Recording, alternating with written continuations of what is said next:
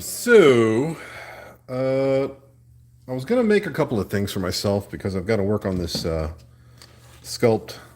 I call it a sculpt, but it's this giant, basically a giant fish toy. And one of the things I wanted to make was a texture roller. If you don't know what that is, they're pretty cool. You basically get to use a little something that you can work against some clay, usually clay, it doesn't have to be clay, but what a texture roller does is, let's say you want to make a bunch of, like here's your surface, right? Let's get this over here. And you have a bunch of little lumps you want to create, like let's say lizard skin. You know, you've got all these little dots you want to make. Well, you know what? I don't want to sit there and roll out a bunch of, 4,000 little balls of clay and then press them in and smooth them out and make scales that way. If you guys have shopped at places like, I don't know, Green Stuff World or any other modeling shop, you've probably seen something that looks like this, which is like, a dough roller with different little textures on it. And you can kind of roll stuff out like that. What I'm talking about is kind of something along those lines, but if you haven't watched another guy online, a streamer named Andy Mecha on Twitch or on YouTube, he's sculpting some little pumpkins right now, and he's using a kind of a little cone looking one that looks like this. And what it's got is like a bunch of little dimple holes in it. It looks like kind of like a little Swiss cheese rat tail or something. And he's got it on a little stick, right? And what he does is he just kind of holds it in his hand and he rolls it around, and he'll get, little dimples and warts and stuff on whatever it is he's doing. So I saw that, I was like, I'm going to really need that for my next build. I'm going to have to make one. But I wanted to go, a step further than just a stick. I like the rolling motion, but I don't like having to, call me lazy. I don't like having to roll it in my hand. It feels kind of like, it might be a little unstable. So what I want to do is I want to take a tube and put a dowel through the tube. So what I've got is a kind of a handle, and put my little texture rollers on one side and the other. So basically I end up with two, and I've got this little tube I can hold on to. And as I'm rolling it, back and forth, I don't have to, it just kind of stays steady in my hand while still moving this little dowel around. So how do I do that? So that's where kind of a roundabout way of saying, well, that's why I kind of am making this video for the drill stuff. Because one of the easiest things you can do is just grab an electric drill like this. I'm using a portable one. And if you don't own a lathe, that's basically what you got here, is a poor man's lathe. And if you don't know what a lathe is, it's L-A-T-H-E. Google it.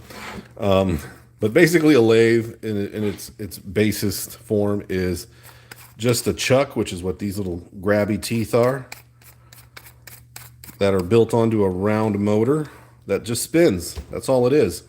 And what that does is it lets you shove stuff in there, in most cases with drills. Drill bits are what you want to put in, but you can also put other things in there. So what that does is it lets you take those pieces and it lets you sand them down without a lot of extra effort. So let's say I've got something that's pretty round, but maybe it's got a few imperfections, like this piece of wood right here. I can take a little screw and put a thread through it, or let's say a nut and bolt, or even a wood screw works. And just put it through this hole, tighten it up, and then shove the screw end in there, and then spin this thing around, and what you end up with is a nice smooth piece of wood. I mean, I could probably cheat a little bit and just wedge it on something like this, and that'll do the trick just as good. But the other thing you can use it for is, and I saw somebody do this the other day, so this isn't my idea, and I'm sure none of this is new to any of you guys who've been modeling for a while, but for those of you that weren't aware, there's a lot of other things you can do with it, and that's you can take pen tips and other tubes and kind of carve into them. So let's say I want to put some grooves in this right here. Well, I'll just shove it in there.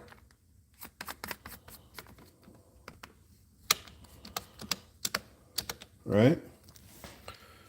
And then take a little blade here. And while I'm spinning it, I can put some grooves in there. In this particular case, I didn't really get too many in there, but it basically will just put a line in whatever you want it to. If you wanted to get kind of crazy, you don't have to use a blade. You can just use a set of files like I've got here. This one's got a triangular edge to it, so it'll widen out a little bit. So let's say I've got something round like this, and you see these kind of nice grooves it's got all the way around it. Well, maybe you want more. Or maybe you want those, a whole bunch of them, right? Well, you can do that by just applying the drill and then getting your file and holding the file. And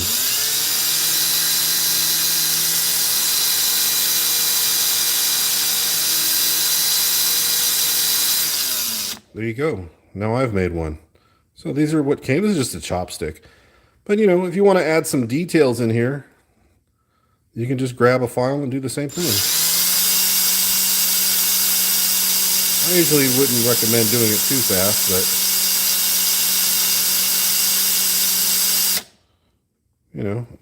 basically you end up with something like that.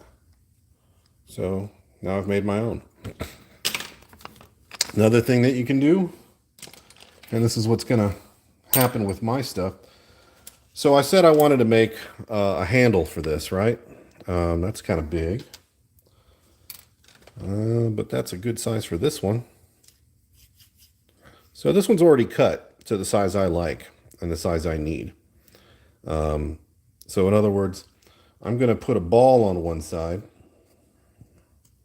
and then I'm going to probably put some epoxy putty around the ball, and then just put a bunch of little dimples around there. And what that's going to let me do is it's going to let me roll it around like this. Right? So that'll let me put all of those little dimples, or not, I say dimples, but what I really mean is the dimples in the ball that I will be making for it, when I roll it, will create relief or small domed scales for the creature I'm working on when I sculpt it. And I can just hold on to this and just freely roll back and forth. But how did I get this tube so clean? Well, I mean, there's a couple ways you can do it. There's the old-fashioned way. You can use this little pipe cutter, which will do down to a certain diameter. This one goes pretty tight, and a whole lot of them won't. Some of them won't go any further than about a quarter. Some won't go any further than an eighth. So if you got something really tiny, it makes it really hard. But if you don't want to sit there and you need to cut a whole bunch of these and you want to do it accurately and you don't want to sit there turning, yeah, that gets kind of tiring. Or maybe you don't even have one of these. Well, here's an aluminum tube, right? Here's your drill. And there's your drill chuck. So I just wedge this into my drill chuck. The trick here is probably not to put too much pressure on it. I don't want to take too much. Okay, let's say I want to measure this exactly 1 inch. All right, so let's say I'm going by this right here. And I'm just going to say I want a 1 inch long tube. Boop. There's my 1 inch marker, right? Well, I can put this in here. And just put it right about there. And if I want to, I can tighten this around it. And this is if you don't have a pipe cutter, they're not super expensive. I recommend getting one, but you tighten the pipe cutter around this, and then just to be not lazy, or rather to be lazy, you just hold this pipe cutter around, tighten it a little bit, tighten a little bit more.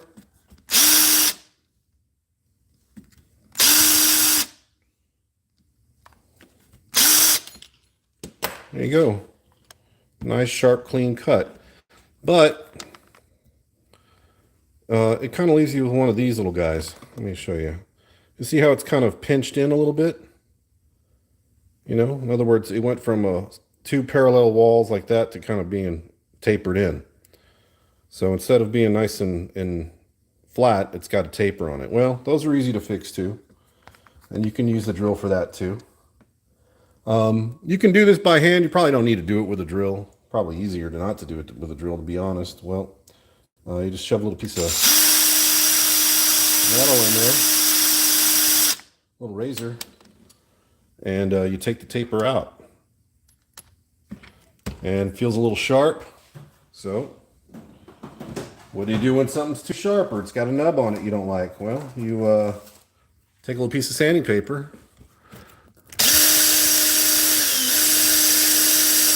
which leads me to my other little trick is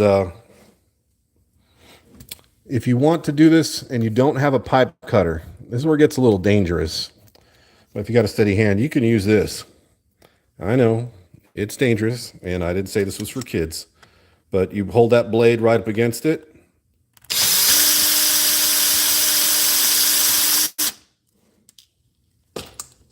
Simple as pie. There you go. Super clean cut. Don't have a pipe cutter, you can kind of use that. And if you don't like the way it's come out, well, you just get that piece of sandpaper and you sand it down so it's nice and smooth again. Which again, let's say you've got a lot of ridges like we have on this little popsicle stick, or what is this, a chopstick. Maybe I don't like these ridges anymore. Maybe I want to get rid of them. Well, you shove that in there, spin it around, sandpaper up against it, sand it down. Easy peasy. So basically, that's all I wanted to do, is show a couple of things you can do with a drill.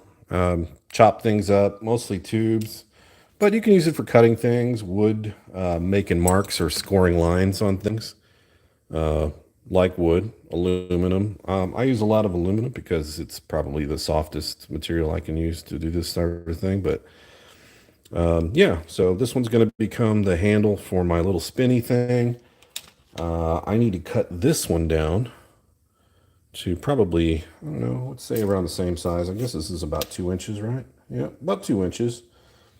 So I'm going to need to mark that.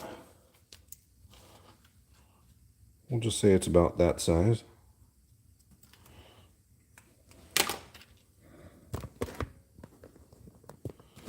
And I'm just going to put it in there like I did the other one. Trick is just to keep it nice and steady. There is one other thing you can do, and I'll show you that in a second, and that's make spirals. But I'll show you what I'm talking about here in a sec. And what I mean by spirals is, well, you'll see.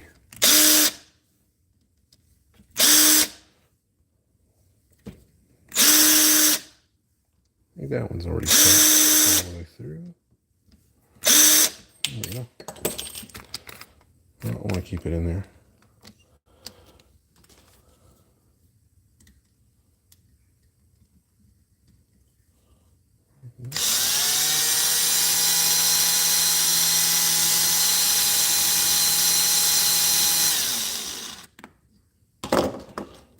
Good. Yep, perfect. So now I got my handle for this one.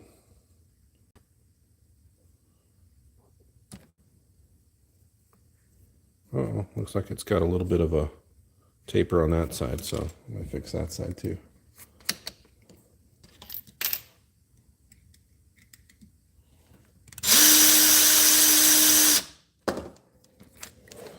That was nice and easy. There we go. Perfect. All right. So what do I mean by spirals? Well, it's a little tricky. You can do it with cones and you can do it with balls. We're going to use a ball just because that's what I got laying around. Let's see if I can find one with a nice small hole in it. Yeah, that works pretty good. All right, so I'm going to cut this piece of wood down because I don't want to mess with something else.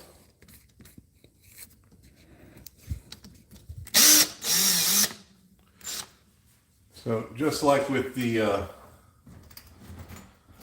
this is kind of the opposite thing with the pipe. So I don't have a pipe I can use, but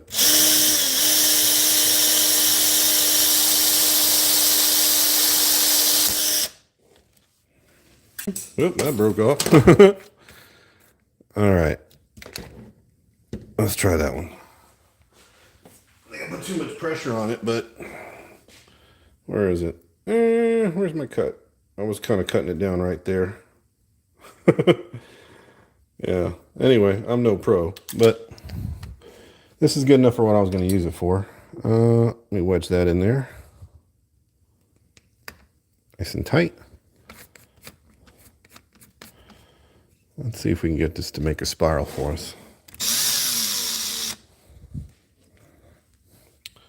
Kind of tricky because I got to do this with both hands. Let me see if I can lift this up a little bit. So what I'm going to do is I'm going to put the pen down right here as it's spinning. And I'm just going to draw a line straight back, which is kind of tricky. You have to have a pretty steady hand. I'll try to do it slow.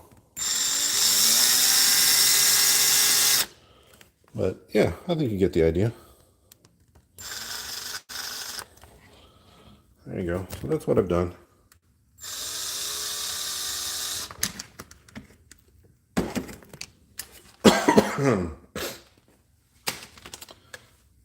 The faster it spins, the tighter the lines. But I like to kind of keep it.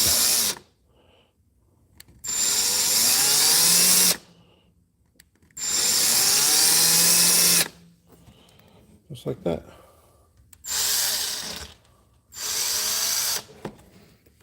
Let's see if I can do it like this. This is kind of a fuzzy marker, so it doesn't look too great. Let's try the red.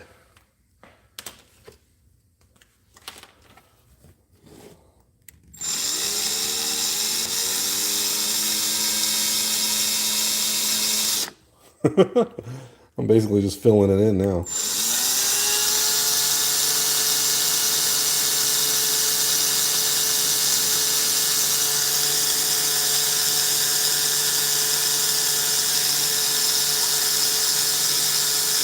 All right, so while we got that, I wonder if you could do it with a file. Oh. Let's see, why not?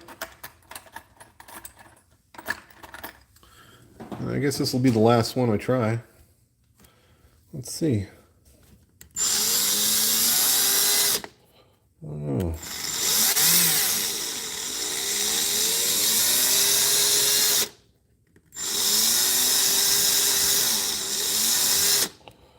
That's a little tricky.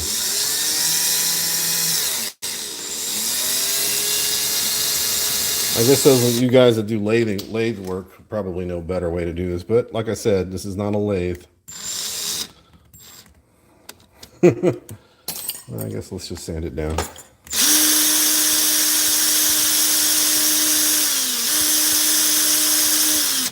There we go. Oh, look at that.